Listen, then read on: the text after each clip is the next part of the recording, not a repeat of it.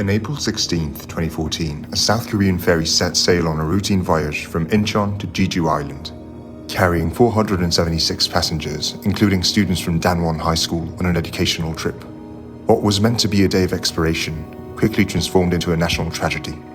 A sudden turn of events would change its destiny forever. This was a Sewol Ferry.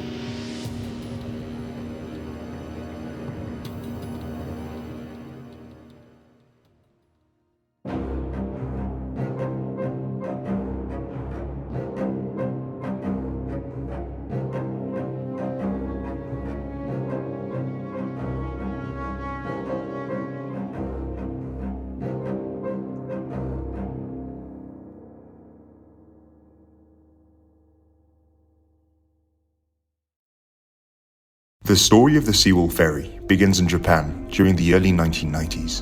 In 1994, the Hayashi Kane Shipbuilding and Engineering Company constructed a vessel named Ferry Namino, operated by Japan's A-Line Ferry Company.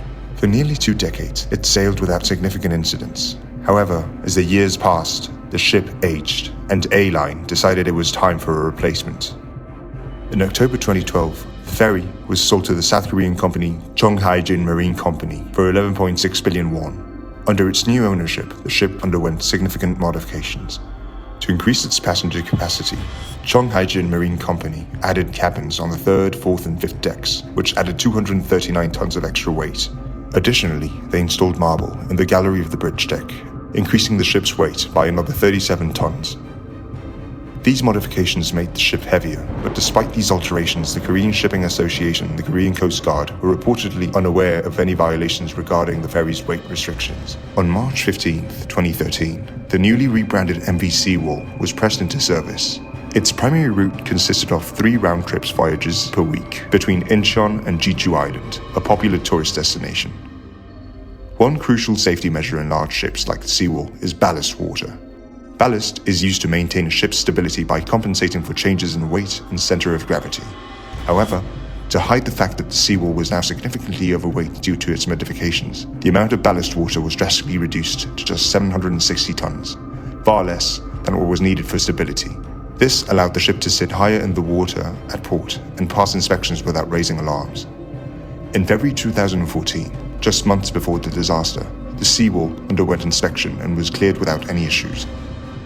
Little did anyone know that these modifications and neglected safety protocols would contribute to one of South Korea's deadliest maritime tragedies.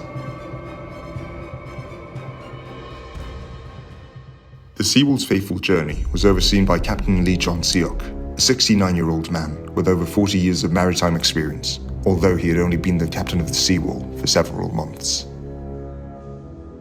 The ferry was carrying 2,142.7 tons of cargo, including 185 cars and trucks, double the ship's maximum allowed weight of 987 tons.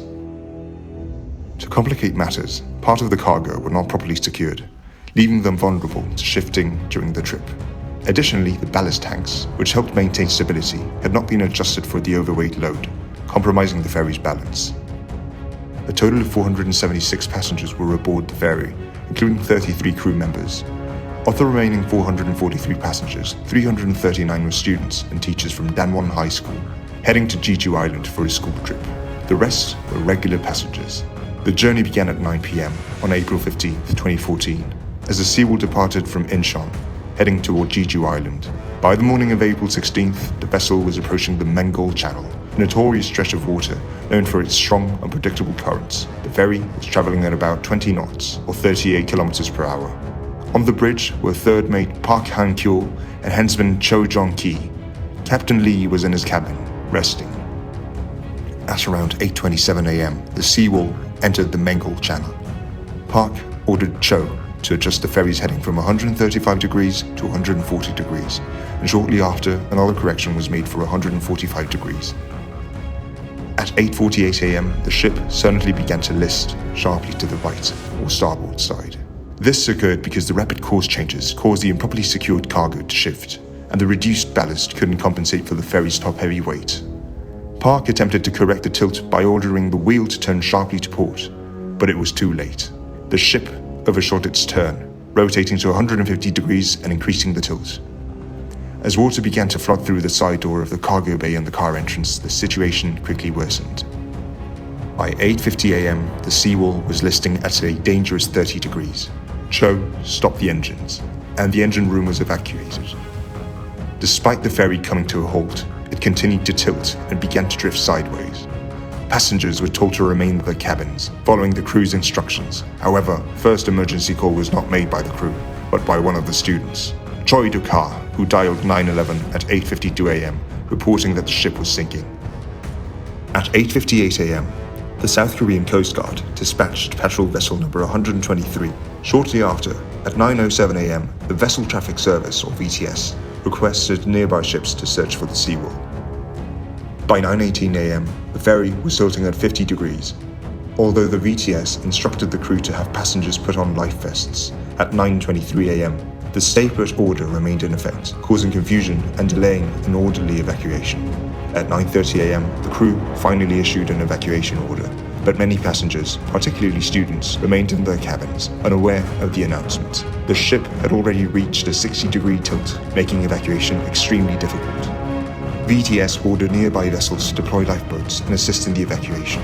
At 9:38 a.m., communications between the seawall and the outside world were cut off.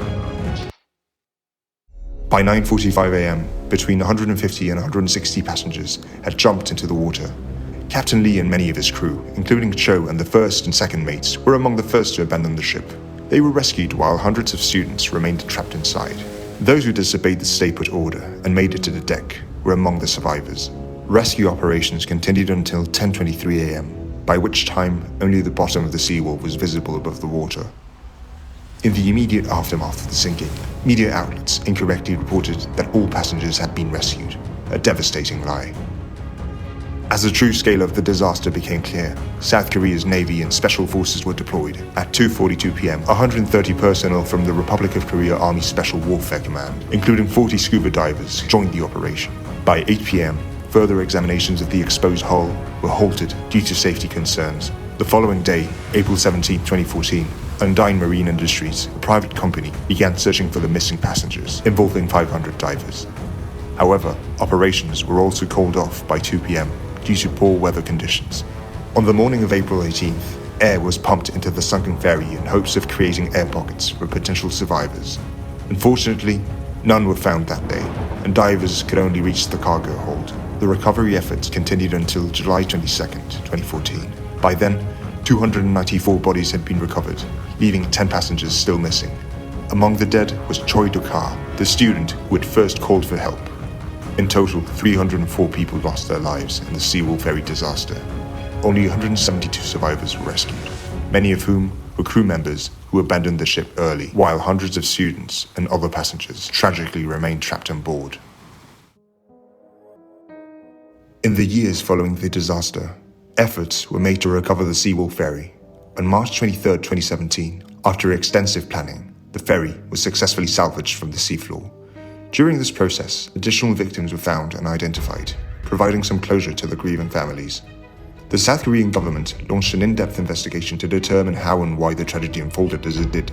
Just days after the disaster, on April 19, 2014, Captain Lee Jong-seok was arrested on charges of gross negligence, abandonment of ship, violation of maritime law, and homicide by willful negligence. He had been among the first to abandon ship, while hundreds of passengers, mostly school children, were left behind. 2 other crew members and first mate Kang Wong-sik were also arrested for similar charges, including Chief Engineer Park Hee-ho. On April 26, 2014, 12 more crew members were arrested, most of them responsible for navigation and evacuation failures. Notably, first mate Kim Young-ho, second mate Bae Jang-ki, and helmsman Cho Jong-ki were charged with negligence and abandonment of passengers.